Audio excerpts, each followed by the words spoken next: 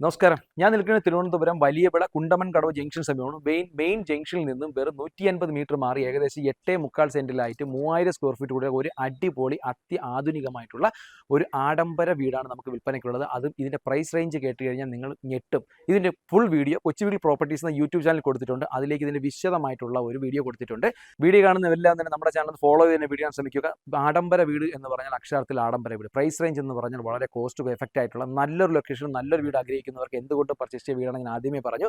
അകത്തേക്ക് കയറുമ്പോൾ തന്നെ നമുക്ക് അതിവിശാലമായിട്ടുള്ള ഒരു ഗ്രൗണ്ട് പോലത്തെ ഒരു മുറ്റമാണ് കൊടുത്തിട്ടുള്ളത്. ഏകദേശം 3-4 കാർ പാർക്കിംഗ് ചെയ്യാൻ പറ്റുന്ന വിശാലമായിട്ടുള്ള വൈഡ് ആയിട്ടുള്ള ഒരു പ്രോപ്പർട്ടി. 2 SUV ടൈപ്പ് പോലും SUV ടൈപ്പ് വാഹനങ്ങൾ പോലും അനായാസേനം പാർക്ക് ചെയ്യാൻ പറ്റുന്ന രീതിയിലേക്കുള്ള വൈഡ് ആയിട്ടുള്ള കാർ പാർക്കിംഗ് ഏരിയ. അകത്തേക്ക് കയറുമ്പോൾ ഒരു മായ കാഴ്ചകളാണ് കാണുന്നത്. താഴത്തെ ഫ്ലോറിൽ 2 ബെഡ്റൂം, മുകളിലത്തെ ഫ്ലോറിൽ 2 ബെഡ്റൂം, ടോട്ടൽ 4 ബെഡ്റൂമാണ്. ഇതിന്റെ ബെഡ്റൂം സൈസാണ് എന്നെ ഏറ്റവും കൂടുതൽ സ്വാധീനിച്ചത്.